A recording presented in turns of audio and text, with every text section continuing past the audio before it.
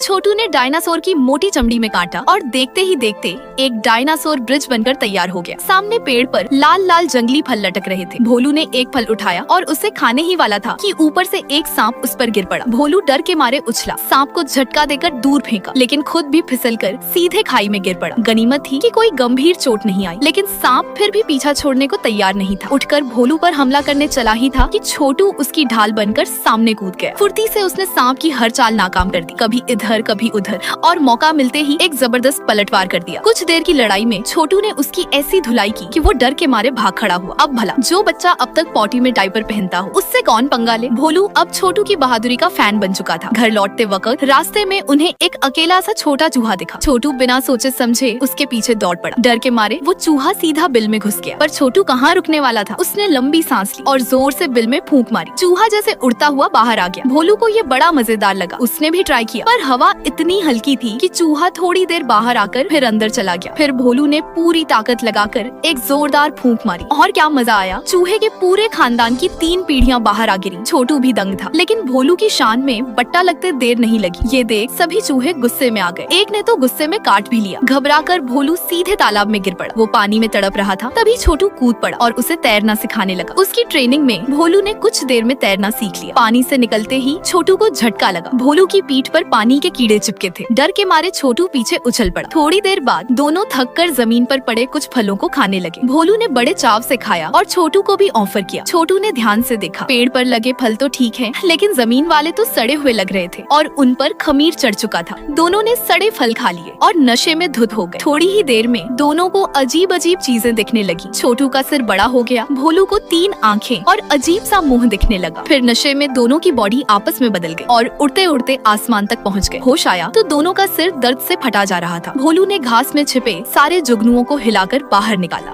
और नजारा इतना खूबसूरत था कि दोनों बस देखते रह गए। जुगनुओं के पीछे पीछे छोटू एक चट्टान के पास पहुंच गया। वहीं बैठे भोलू को अचानक अपने पापा की याद आ गई। उसने 5 छोटी टहनियां जमीन पर रखी, एक छोटा सा सर्कल बनाकर बताया कि ये उसका परिवार है। छोटू ने भी 3 टहनियां रखी और 2 बड़ी टहनियां नीचे गिराकर उन पर मिट्टी डाल दी। भोलू समझ गया छोटू के मम्मी पापा अब इस दुनिया में नहीं है। अब वो अकेला भटकता फिरता है और दोनों की कहानियाँ कहीं न कहीं मिलती जुलती है।